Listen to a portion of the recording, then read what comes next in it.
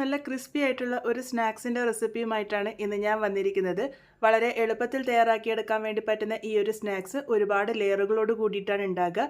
ഇതെങ്ങനെയാണ് ഉണ്ടാക്കുന്നത് നമുക്ക് നോക്കാം. ഈ ഒരു സ്നാക്സ് ഉണ്ടാക്കിയിരിക്കുന്നത് ചെറുപയർ പരിപ്പ് ഉപയോഗിച്ചിട്ടാണ്. ഞാനിവിടെ 1 കപ്പ് അളവ് ചെറുപയർ പരിപ്പ് എടുത്തിട്ടുണ്ട്. ഇത് ആദ്യം 2-3 പ്രാവശ്യം നല്ലപോലെ കഴുകിയെടുക്കുക. അതിനുശേഷം ഒന്ന് കുതിർത്തെടുക്കണം. നിങ്ങൾക്ക് സമയമുണ്ടെങ്കിൽ ഓവർനൈറ്റ് കുതിർത്തെടുക്കാം. ഇനി സമയമില്ലാന്നുണ്ടെങ്കിൽ 1 മണിക്കൂർ നേരത്തേക്ക് ചെറു ചൂടുവെള്ളത്തിൽ കുതിർത്തെടുത്താലും മതിയാകും. ഇപ്പോൾ ഞാനിവിടെ ഓവർനൈറ്റാണ് സോക്ക് ചെയ്യാൻ വേണ്ടി വെച്ചിരിക്കുന്നത്. അപ്പോൾ ഇതിപ്പോൾ നന്നായിട്ട് കുതിർന്ന് വന്നിട്ടുണ്ട്. ഇതുപോലെ നന്നായിട്ട് സോഫ്റ്റായിട്ട് വരണം. അപ്പോൾ ഇതിപ്പോൾ പാകത്തിന് റെഡി ആയിട്ടുണ്ട്. ഇതിലെ വെള്ളമൊക്കെ നല്ലപോലെ മാറ്റിയെടുത്തതിന് ശേഷം ഞാനിവിടെ മിക്സറിൻ്റെ ചെറിയ ജാറിലേക്ക് ഇട്ട് കൊടുത്തിട്ടുണ്ട്. ഇതിൻ്റെ കൂടെ തന്നെ 2 പച്ചമുളകും ഒരു ചെറിയ കഷ്ണം ഇഞ്ചിയും കൂടി ഇട്ട് കൊടുത്തിട്ടുണ്ട്. ഇനി ഇത് നല്ല ഫൈനായിട്ടൊന്ന് അരച്ചെടുക്കണം. വെള്ളമൊന്നും ചേർക്കാതെയാണ് ഇത് അരച്ചെടുത്തിരിക്കുന്നത്. ഇതുപോലെ നല്ല ഫൈനായിട്ട് തന്നെ അരച്ചെടുക്കാൻ വേണ്ടി ശ്രദ്ധിക്കണം, തരിതരിപ്പായിട്ടല്ല. ഇത് ഞാനൊരു വലിയ പാത്രത്തിലേക്ക് മാറ്റിയിട്ടുണ്ട്. ഇതിലേക്ക് 1/2 ടീസ്പൂൺ അളവിൽ മഞ്ഞൾപ്പൊടി ചേർത്ത് കൊടുക്കാം. ഇനി ഞാനിവിടെ ചേർത്ത് കൊടുക്കുന്നത് ഓയിലാണ്. ഞാനിവിടെ 2 ടേബിൾ സ്പൂൺ അളവ് റിഫൈൻഡ് ഓയിലും 1 ടേബിൾ സ്പൂൺ അളവ് നെയ്യുമാണ് ചേർത്ത് കൊടുത്തിരിക്കുന്നത്. നിങ്ങൾക്ക് വേണമെങ്കിൽ 3 ടേബിൾ സ്പൂൺ അളവ് റിഫൈൻഡ് ഓയിലോ അല്ലാന്നുണ്ടെങ്കിൽ 3 ടേബിൾ സ്പൂൺ അളവ് നെയ്യോ ചേർക്കാവുന്നതാണ്.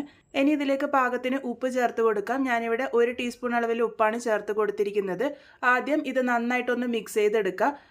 ഞാനിപ്പോൾ ഇതിലേക്ക് മുളക് പൊടി കൂടെ ചേർക്കുന്നുണ്ട്. ഞാനിവിടെ ഏകദേശം 1/2 ടീസ്പൂണോളം മുളക് പൊടിയാണ് ചേർത്ത് കൊടുത്തിരിക്കുന്നത്. അത്യാവശ്യം എരിവുള്ള മുളക് പൊടി ആയതുകൊണ്ടാണ് 1/2 ടീസ്പൂൺ ചേർത്ത് കൊടുത്തിരിക്കുന്നത്. നിങ്ങൾക്ക് മുളക് പൊടി ചേർക്കാതെയും ഇത് തയ്യാറാക്കാവുന്നതാണ്. ആദ്യം ഇതുപോലെ നന്നായിട്ടൊന്ന് മിക്സ് ചെയ്തെടുക്കുക. അതിനുശേഷം ഇതിലേക്ക് ചേർക്കാൻ വേണ്ടി പോകുന്നത് ഗോതമ്പ് പൊടിയാണ്. ഞാനിപ്പോൾ ഇവിടെ ആദ്യം 1 കപ്പ് അളവ് ഗോതമ്പ് പൊടി മുഴുവനായിട്ടും തന്നെ ചേർത്ത് കൊടുത്തിട്ടുണ്ട്. നിങ്ങൾക്ക് ഈ ഒരു പലഹാരം ഗോതമ്പ് പൊടിയിലോ മൈദയിലോ അല്ലാന്നുണ്ടെങ്കിൽ കടലപ്പൊടിയിലോ തയ്യാറാക്കി എടുക്കാവുന്നതാണ്. ഞാനിപ്പോൾ ഇവിടെ ഇന്ന് ഗോതമ്പ് പൊടിയിലാണ് തയ്യാറാക്കി എടുത്തിരിക്കുന്നത്. ആദ്യം 1 കപ്പ് അളവ് ഗോതമ്പ് പൊടി ചേർത്ത് ഇതുപോലെ കുഴച്ചെടുക്കുക. അതിനുശേഷം നോക്കിയിട്ട് വേണം ചേർത്ത് കൊടുക്കാൻ വേണ്ടിയിട്ട്. ഞാനിപ്പോൾ ഇവിടെ അടുത്തൊരു കപ്പും കൂടി എടുത്തിട്ടുണ്ട്. മുഴുവനായിട്ടും ചേർത്ത് കൊടുക്കുന്നില്ല, കുറച്ചായി ചേർത്ത് ആ ഒരു സോഫ്റ്റ് ആയിട്ടുള്ള കൂട്ട് തയ്യാറാക്കി എടുക്കുകയാണ് വേണ്ടത്. എനിക്കിപ്പോൾ ഇവിടെ ഏകദേശം 1.25 കപ്പ് അളവ് ഗോതമ്പ് പൊടിയാണ് ആവശ്യമായിട്ട് വന്നത്. ഈ ഒരു പൊടിയുടെ അളവ് ചിലപ്പോൾ മാറി വരാം. നമ്മൾ ചെറുപയർ പരിപ്പ് അരക്കുമ്പോൾ വെള്ളം ചേർത്തിട്ടുണ്ടെങ്കിൽ അതിനനുസരിച്ച് ഗോതമ്പ് പൊടിയുടെ അളവ് കൂടി വരും. ഇതുപോലെ സോഫ്റ്റ് ആയിട്ടുള്ള കൂട്ടാണ് തയ്യാറാക്കി എടുക്കേണ്ടത്. അപ്പോൾ ഇതുപോലെ നന്നായിട്ട് തന്നെ ഞാൻ കൂട്ടൊന്ന് നീഡ് ചെയ്തെടുത്തിട്ടുണ്ട്. നല്ല സോഫ്റ്റ് ആയിട്ടാണ് ഇരിക്കുന്നത്. ഇതൊരു 10 മിനിറ്റ് നേരത്തേക്ക് ഒന്ന് റെസ്റ്റ് ചെയ്യാൻ വേണ്ടി വെക്കാം. നേരത്തെ പറഞ്ഞതുപോലെ 1.25 കപ്പ് അളവ് ഗോതമ്പ് പൊടിയാണ് ഞാനിവിടെ ഉപയോഗിച്ചിരിക്കുന്നത്. ഞാനിതൊരു 10 മിനിറ്റ് നേരത്തേക്ക് റെസ്റ്റ് ചെയ്യാൻ വേണ്ടി വെച്ചിട്ടുണ്ട്. ആ ഒരു സമയത്ത് ഇതിനായിട്ടുള്ള ഒരു കൂട്ട് തയ്യാറാക്കിയെടുക്കാം. നേരത്തെ പറഞ്ഞതുപോലെ ഈ ഒരു പലഹാരം ഒരുപാട് ലെയറുകളോട് കൂടിയിട്ടാണ് ഉണ്ടാകുക. ആ ലെയറുകളാക്കുന്നത് ഈ ഒരു പേസ്റ്റ് ഉപയോഗിച്ചിട്ടാണ്. അതിന് വേണ്ടിയിട്ട് ഞാനിവിടെ ഒരു പാത്രത്തിലേക്ക് 3 ടേബിൾ സ്പൂൺ അളവിൽ നെയ്യാണ് ചേർത്ത് കൊടുത്തിരിക്കുന്നത്. ഇനി ഇതിലേക്ക് അതേ അളവിൽ കോൺഫ്ലോർ ആണ് ചേർത്ത് കൊടുത്തിരിക്കുന്നത്. കോൺഫ്ലോർ കയ്യിൽ ഇല്ലാന്നുണ്ടെങ്കിൽ മൈദ ചേർക്കാവുന്നതാണ്. അപ്പം 3 ടേബിൾ സ്പൂൺ അളവിൽ കോൺഫ്ലോറും കൂടെ ചേർത്ത് നല്ലപോലെ മിക്സ് ചെയ്തെടുക്കാം. ഈ ഒരു മിക്സ് ഉപയോഗിച്ചാണ് നമ്മൾ ലെയറുകളാക്കി എടുക്കുന്നത്. ഇതുപോലെ തിക്കായിട്ടുള്ള ഒരു പേസ്റ്റാണ് നമുക്ക് ആവശ്യമായിട്ടുള്ളത്. നെയ്യ് ഒരുപാട് ലൂസായിട്ടുള്ളത് എടുക്കാതിരിക്കാൻ വേണ്ടിയിട്ട് ശ്രദ്ധിക്കുക. ഇനി ഇതിലേക്ക് ഒരു മസാല കൂടെ തയ്യാറാക്കി എടുക്കുന്നുണ്ട്. അതിന് വേണ്ടിയിട്ട് ഞാനിവിടെ ഒരു പാത്രത്തിലേക്ക് 1/4 ടീസ്പൂൺ അളവിൽ ജീരകത്തിൻ്റെ പൊടിയും 1/4 ടീസ്പൂൺ അളവിൽ തന്നെ ഗരം മസാല പൊടിയും 1/4 ടീസ്പൂൺ അളവിൽ ചാട്ട് മസാലയും 1/2 ടീസ്പൂൺ അളവിൽ കാശ്മീരി ചില്ലി പൗഡർ ചേർത്ത് കൊടുത്തിട്ടുണ്ട്. ഇതിൻ്റെ കൂടെ തന്നെ 1/4 ടീസ്പൂൺ അളവിൽ കുരുമുളക് പൊടിയും ഒരു നുള്ളു ഉപ്പും കൂടെ ചേർത്ത് കൊടുക്കാം. ഈ ഒരു മസാല ആ ഒരു പലഹാരം ഉണ്ടാക്കിയതിന് ശേഷം അതിൻ്റെ മുകളിലേക്ക് തൂവി കൊടുക്കാനുള്ളതാണ്. ഇത് വേണ്ടാന്നുണ്ടെങ്കിൽ ഒഴിവാക്കിയാലും കുഴപ്പമൊന്നുമില്ല. അല്ലാന്നുണ്ടെങ്കിൽ വെറുതെ മുളക് പൊടി കുറച്ച് തൂവി കൊടുത്താലും മതിയാകും. അപ്പോൾ ഈ ഒരു മസാല ഞാനിവിടെ റെഡിയാക്കി എടുത്തിട്ടുണ്ട്. 10 മിനിറ്റ് നേരത്തേക്ക് കൂട്ടി ഇവിടെ റെസ്റ്റ് ചെയ്യാൻ വേണ്ടി വെച്ചിരുന്നു. കൂട്ട് ഒന്നും കൂടെ സോഫ്റ്റ് ആയിട്ട് വന്നതായിട്ട് നിങ്ങൾക്ക് കാണുമ്പോൾ തന്നെ മനസ്സിലാകുന്നുണ്ടാകും. അതിൽ നിന്നും ഒരല്പം വലിയ ഉരുളകളാക്കിയിട്ട് ഞാനിവിടെ മാറ്റിയെടുത്തിട്ടുണ്ട്. 5 ഉരുളകളാണ് നമുക്ക് കിട്ടിയിരിക്കുന്നത്. അതിൽ ഒരു ഉരുള എടുത്തതിന് ശേഷം ബാക്കിയുള്ളത് കവർ ചെയ്ത് വെക്കാം. ഇനി ഇത് പരത്തിയെടുക്കാനാണ് പോകുന്നത്. ഞാനിപ്പോൾ ഇവിടെ കൗണ്ടർ ടോപ്പിൽ വെച്ചിട്ടാണ് പരത്തിയെടുക്കാൻ വേണ്ടി പോകുന്നത്. നിങ്ങൾക്ക് ചപ്പാത്തി പലകയിൽ വേണമെങ്കിലും പരത്തിയെടുക്കാവുന്നതാണ്. കുറച്ച് ഗോതമ്പ് പൊടി ഇതുപോലെ ഒന്ന് തൂവി കൊടുക്കുക. എന്നിട്ട് പറ്റാവുന്നത്രയും നേരത്തെ തന്നെ പരത്തിയെടുക്കാം. നേരത്തെ പറഞ്ഞതുപോലെ ചെറുപയർ പരിപ്പ് നല്ല പേസ്റ്റായിട്ട് തന്നെ അരച്ചെടുത്തിട്ടുണ്ടെങ്കിൽ നമുക്ക് ഈസി ആയിട്ട് പരത്തിയെടുക്കാൻ വേണ്ടി പറ്റും. തരിതരിപ്പായിട്ടാണെങ്കിൽ ഇതിങ്ങനെ പരത്തിയെടുക്കാൻ വേണ്ടി പറ്റില്ല. ഞാൻ ഇതുപോലെ നല്ല തിന്നായിട്ടൊന്ന് പരത്തിയെടുത്തിട്ടുണ്ട്. ഇനി ഇതിൻ്റെ മുകളിലേക്ക് നമ്മൾ തയ്യാറാക്കി വെച്ചിരിക്കുന്ന ആ ഒരു നെയ്യുടെയും കോൺഫ്ലോറുടെയും മിക്സാണ് സ്പ്രെഡ് ചെയ്ത് കൊടുക്കുന്നത്. എല്ലാ ഭാഗത്തും ഒരുപോലെ സ്പ്രെഡ് ചെയ്ത് കൊടുക്കുക. ആദ്യം ഞാനൊരു ബ്രഷ് ഉപയോഗിച്ചിരുന്നു, പക്ഷേ അതിനേക്കാളും ഈസി ആയിട്ട് തോന്നിയത് കൈ ഉപയോഗിക്കുന്നതാണ്. വീഡിയോയിൽ കാണിച്ചിരിക്കുന്നത് പോലെ ഒരു ഭാഗം ഇതുപോലെ മടക്കി കൊടുക്കുക. അതിൻ്റെ മുകളിലേക്ക് അടുത്ത ഭാഗം ഒന്ന് വെച്ച് കൊടുക്കുക. വീഡിയോയിൽ കാണിച്ചിരിക്കുന്നത് പോലെ തന്നെ ചെയ്താൽ മതി. ഇതിൻ്റെ മുകളിലേക്കായിട്ട് വീണ്ടും ആ ഒരു നെയ്യിൻ്റെയും കോൺഫ്ലോറിൻ്റെയും മിക്സ് നല്ലപോലെ സ്പ്രെഡ് ചെയ്ത് കൊടുക്കുക. എന്നിട്ട് വീഡിയോയിൽ കാണിച്ചിരിക്കുന്നത് പോലെ ഒന്ന് മടക്കിയെടുക്കുക. മടക്കിയെടുത്തതിന് ശേഷം ഇനി ഇത് പരത്തിയെടുക്കാനാണ് പോകുന്നത്. അതിൻ്റെ മുകളിൽ കുറച്ച് ഗോതമ്പ് പൊടി ഇതുപോലെ ഒന്ന് തൂവി കൊടുക്കുന്നുണ്ട്. അതിനുശേഷം വീണ്ടും ഇത് നല്ല നേർത്ത് തന്നെ പരത്തിയെടുക്കാം. പറ്റാവുന്നത്ര നേർത്ത് തന്നെ പരത്തിയെടുത്തോളൂ. ഇതിപ്പോൾ ഒരു റെക്റ്റാങ്കിൾ ഷേപ്പിലാണ് ഞാനിപ്പോൾ പരത്തിയെടുത്തിരിക്കുന്നത്.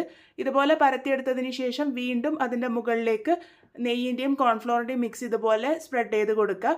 എന്നിട്ട് പിന്നെ നടുവിലേക്കായിട്ട് ഇതുപോലെ ഒന്ന് മടക്കി കൊടുക്കുക. അതിനുശേഷം അതിൻ്റെ മുകളിലും നമ്മളിവിടെ നെയ്യിൻ്റെയും ഒരു കോൺഫ്ലോറിൻ്റെയും മിക്സ് നല്ലപോലെ സ്പ്രെഡ് ചെയ്ത് കൊടുക്കുന്നുണ്ട്. ഇതുപോലെ ചെയ്യുമ്പോഴാണ് ഒരുപാട് ലെയറുകളായിട്ട് കിട്ടുന്നത്. അപ്പോൾ വീഡിയോയിൽ കാണിച്ചിരിക്കുന്നത് പോലെ തന്നെ ചെയ്യുക. അതിനുശേഷം ഏറ്റവും അവസാനം ഇതുപോലെ ഒന്ന് അമർത്തി വയ്ക്കുക. എന്നിട്ട് ഇതൊന്ന് പരത്തിയെടുക്കാനാണ് പോകുന്നത്. അതിൻ്റെ മുകളിൽ കുറച്ച് ഗോതമ്പ് പൊടി ഒന്ന് സ്പ്രെഡ് ചെയ്ത് കൊടുത്തിട്ടുണ്ട്. അതിനുശേഷം നല്ല തിന്നായിട്ട് തന്നെ ഒന്ന് പരത്തിയെടുത്തിട്ടുണ്ട്. ഇനി ഇത് കട്ട് ചെയ്തെടുക്കാനാണ് പോകുന്നത്. ഇതുപോലെ നീളത്തിൽ ചെറിയ ചെറിയ പീസസ് ആയിട്ടാണ് കട്ട് ചെയ്തെടുത്തിരിക്കുന്നത്. അപ്പോൾ ഈ ഒരു രീതിക്ക് ഞാനിവിടെ കട്ട് ചെയ്തെടുത്തിട്ടുണ്ട്. എല്ലാം തന്നെ ഇതുപോലെ കട്ട് ചെയ്തെടുക്കാം. ഇത് ഒരുപാട് ലെയറുകളോട് കൂടിയിട്ടാണ് ഉണ്ടാകുക. ഇതേപോലെ തന്നെ നമുക്ക് ബാക്കിയുള്ള ഉരുളകളും തയ്യാറാക്കിയെടുക്കാം. ഞാനിപ്പോൾ ഇവിടെ എല്ലാം തന്നെ തയ്യാറാക്കിയെടുത്ത് വെച്ചിട്ടുണ്ട്. ഇനി ഇത് ഡീപ്പ് ഫ്രൈ ചെയ്തെടുക്കാനാണ് പോകുന്നത്. അതിന് വേണ്ടിയിട്ട് കുറച്ച് എണ്ണ നേരത്തെ തന്നെ ചൂടാക്കാൻ വേണ്ടി വെച്ചിരുന്നു. എണ്ണ നല്ലപോലെ ചൂടായി വന്നതിന് ശേഷം ഇത് ഓരോന്നായിട്ട് ഇട്ട് കൊടുക്കാം. ഇട്ട് കൊടുക്കുമ്പോൾ ഫ്ലെയിം മീഡിയം ടു ലോയിലോട്ട് മാറ്റി വെച്ചിട്ട് വേണം ഇട്ട് കൊടുക്കാൻ വേണ്ടിയിട്ട്. ഇതുപോലെ ഇട്ട് കൊടുത്തു കഴിഞ്ഞ് കുറച്ച് സമയം കഴിയുമ്പോഴേക്കും അത് ഇതുപോലെ എണ്ണയുടെ മുകളിലേക്ക് വരും. ആ ഒരു സമയം ആയതിനു ശേഷം മാത്രം ഇത് മറിച്ചിട്ട് കൊടുത്താൽ മതി. അതിന് മുന്നേ ഇത് ഇളക്കാൻ വേണ്ടി പോകണ്ട, പൊട്ടിപ്പോകാനുള്ള സാധ്യതയുണ്ട്. അതുപോലെ തന്നെ ഒരുപാട് പീസസ് ഇട്ട് കൊടുക്കാതിരിക്കുക. ആ ഒരു പാത്രത്തിൽ കൊള്ളുന്നത്ര മാത്രം ഇട്ട് കൊടുത്താൽ മതി. ഇനി ഇതുപോലെ തിരിച്ചും മറിച്ചൊക്കെ ഇട്ടിട്ട് മീഡിയം ടു ലോ ഫ്ലെയിമിൽ വെച്ചിട്ട് നല്ലൊരു ഗോൾഡൻ ബ്രൗൺ കളർ ആകുന്നത് വരെയാണ് ഇത് കുക്ക് ചെയ്തെടുക്കേണ്ടത്. കണ്ടില്ലേ, ഒരുപാട് ലെയറുകളായിട്ട് തന്നെ വന്നിട്ടുണ്ട്. ഈ ഒരു പാകമാകുമ്പോൾ ഞാനിതിപ്പോൾ എണ്ണയിൽ നിന്നും മാറ്റിയെടുത്തിട്ടുണ്ട്. ഇതേപോലെ തന്നെ ബാക്കിയുള്ളതൊക്കെ തയ്യാറാക്കിയെടുക്കാം. എണ്ണയുടെ ചൂട് മീഡിയം ടു ലോ ഫ്ലെയിമിൽ വെച്ചിട്ട് വേണം തയ്യാറാക്കിയെടുക്കാൻ വേണ്ടിയിട്ട്. വളരെ ക്രിസ്പി ആയിട്ടാണ് ഇത് ഉണ്ടാകുക. അതുപോലെ തന്നെ നല്ല സോഫ്റ്റ് ആയിട്ടാണ് ഉണ്ടാകുക. അതുകൊണ്ട് പൊട്ടിപ്പോകാനുള്ള സാധ്യത കൂടുതലാണ്. ഇതുപോലെ എണ്ണയൊന്ന് മാറ്റിയെടുത്തതിന് ശേഷം ഞാനത് ഡയറക്റ്റായിട്ട് ചൂടോട് കൂടിയിട്ട് ഒരു ബൗളിലേക്ക് ഇട്ട് കൊടുത്തിട്ടുണ്ട്. അപ്പം തന്നെ നമ്മൾ തയ്യാറാക്കി വെച്ചിരിക്കുന്ന ആ ഒരു മസാല ഇതിൻ്റെ മുകളിലേക്ക് ഇട്ട് കൊടുക്കുകയാണ് ചെയ്യേണ്ടത്. അതിൻ്റെ ചൂടാറുന്നതിന് മുന്നേ തന്നെ ഇട്ട് കൊടുക്കണം. അതിലപ്പോൾ ചെറിയൊരു എണ്ണപ്പറ്റൊക്കെ ഉള്ളതുകൊണ്ട് തന്നെ ആ ഒരു മസാല നല്ലപോലെ കോട്ട് ചെയ്ത് നിന്നോളും. ഇതുപോലെ ഒന്ന് തട്ടിക്കൊടുത്താൽ മതി. എല്ലാ ഭാഗത്തേക്കും മസാല ഒരുപോലെ എത്തിക്കോളും. അപ്പോൾ ദാ ഈ ഒരു രീതിക്കാണ് ഈ ഒരു പലഹാരം ഞാനിവിടെ തയ്യാറാക്കി എടുത്തിരിക്കുന്നത്. ഇതേപോലെ തന്നെ ബാക്കിയുള്ളതൊക്കെ തയ്യാറാക്കിയെടുക്കാം. അപ്പോൾ വളരെ സിമ്പിളായിട്ട് തയ്യാറാക്കിയെടുക്കാൻ വേണ്ടി പറ്റുന്ന ചെറുപയർ പരിപ്പ് ഉപയോഗിച്ചിട്ടുള്ള നല്ല ടേസ്റ്റി ആയിട്ടുള്ള ക്രിസ്പി ആയിട്ടുള്ള ഒരു സ്നാക്കാണ് നമ്മൾ ഉണ്ടാക്കിയിരിക്കുന്നത്. ഇത് നിങ്ങൾക്ക് ഒരു 2 മാസത്തോളമൊക്കെ നല്ല എയർ ടൈറ്റ് ആയിട്ടുള്ള പാത്രത്തിൽ സ്റ്റോർ ചെയ്ത് വെക്കാൻ പറ്റുന്നതാണ്. കുട്ടികളുടെ സ്നാക്സ് ബോക്സിൽ കൊടുത്തുവിടാനൊക്കെ പെർഫെക്റ്റ് ആണ്. എല്ലാവരും ട്രൈ ചെയ്ത് നോക്കൂ. ട്രൈ ചെയ്തതിന് ശേഷം ഫീഡ്ബാക്ക്സ് പറയാൻ മറക്കരുത്. വീണ്ടും ഒരു നല്ല റെസിപ്പിയുമായി കാണാം.